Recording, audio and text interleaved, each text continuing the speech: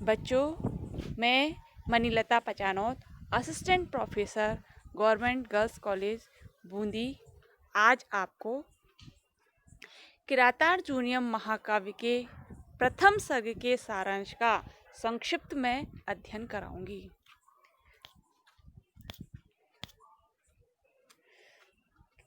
किरातार्जुनीयम जो प्रथम सर्ग है वो क्या है कि मुख्य रूप से दो भागों में विभाजित किया जा सकता है।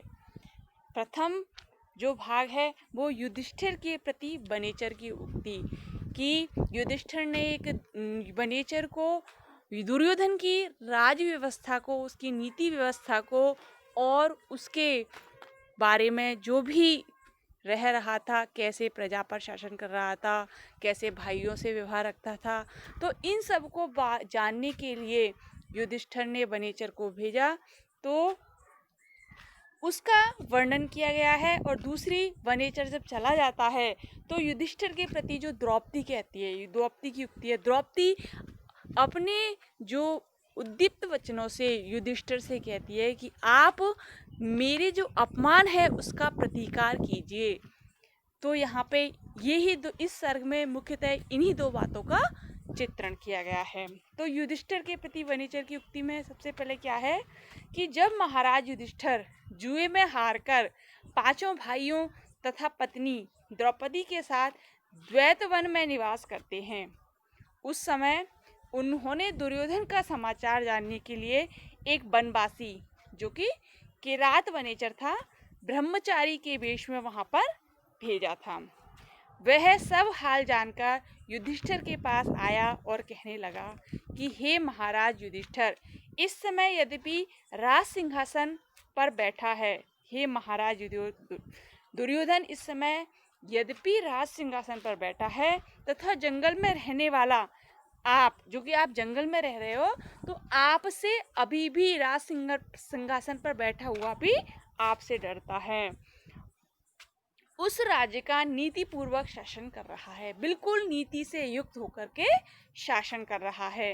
वह काम क्रोधादिक अंतः शत्रुओं को जीतकर नीति का अनुसरण करता हुआ समय का विभाग करके सब कार्य करता है तथा सेवकों के साथ मित्र भाव, मित्रों के साथ बंधु भाव और बंधुओं के साथ स्वामी भाव निरभिमान होकर दिखलाता है। उसके पास आकर बड़े बड़े राजा लोग आकर दरबार में आ जाते हैं और वो जो आदेश करता है उसको अपने प्राण प्रण से पूरा करते हैं। उसके राज्य में सर्वत्र कृषि है वो उत्तम रूप से होती है और प्रजा प्रसन्नता के समय पर कर देती है। वह विश्वस्त गुप्तचरों के द्वारा दूसरे राजाओं को गुप्त समाचार जानता रहता है। इसका उद्योग कार्य होने पर ही लोग जान पाते हैं। अतः आप उसे जीतने के लिए कोई प्रबल उपाय करें। इसके बाद युधिष्ठिर महाराज ने उसे पारितोषिक देकर विदा करके उक्त समाचार भीमादि के सामने द्रौपदी से जाकर कहा। तो इन सब बातों को जो कि वनेचर ने युधिष्ठिर से कहा था, इन सब बातों को युधिष्ठिर ने द्रौपदी से कहा। तो द्रौपदी उसे सुनकर द्रौपदी को बहुत क्रोध आया। तो उसने क्रोध में उद्दीप्त होकर उसने किस प्रकार की वाणी कही वो इसके द्वितीय भाग में वर्णित है। तो द्रौपदी ने कहा, क्या कहा, युधिष्ठिर के प्रति द्रौपदी की उक्ति कि क्या कहा कि हे नाथ, यद्यपि स्त्री का उपदेश पुरुषों के लिए अनादर सा प्रतीत होता है, तथापि क्या करूं, मेरी जो आंतरिक व्यथा है वो मुझे कहने के लिए बाध्य कर रही है।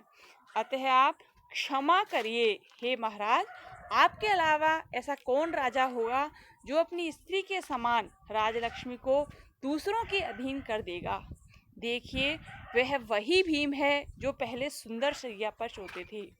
भीम का जो परिचय देते हुए बताया है कि जो पूर्व में थे वो सुंदर शैया पर सोते थे, किंतु आज जमीन पर सोते हैं। जिन्होंने उत्तर कुरु देश को जीतकर बहुत सा स्वर्ण लेकर खजाने में रखा था, वे ही अर्जुन अब आप सभी के लिए बलकल लाने का काम करते हैं।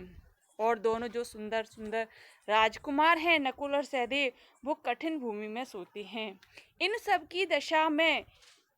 इन सब को इस दशा में देखकर क्या आपको बिल्कुल भी दुख नहीं होता? यह बहुत ही आश्चर्यजनक एवं खेदपूर्ण है। आगे द्रौपदी क्या कहती है कि हे महाराज, आप शांति को छोड़कर शत्रुओं को नष्ट करने के लिए अपना पुराना जो तेज है वो धारण कीजिए, क्योंकि शांति से मुनियों का कार्य होता है, न कि राजाओं का, और आप एक राजा हैं।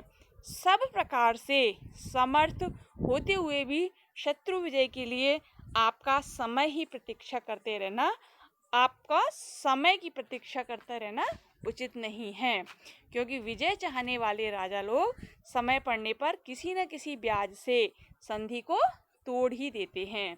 वे अंत में कहती है कि मेरी शुभकामना है, जैसे अंधकार को नष्ट करके सूर्य पुनः तेज के साथ उदय होता है तथा अपनी कांति सर्वत्र फैला देता है, वैसे ही आप भी शत्रु रूपी अंधकार को नष्ट करके निरंतर प्रगति के पथ पर आगे बढ़े। यहाँ पर जो ये श्लोक है वो अंतिम श्लोक है इस जो किरातार्जुनीयम महाकाव्य उसको हम अगली वीडियो में पढ़ेंगे।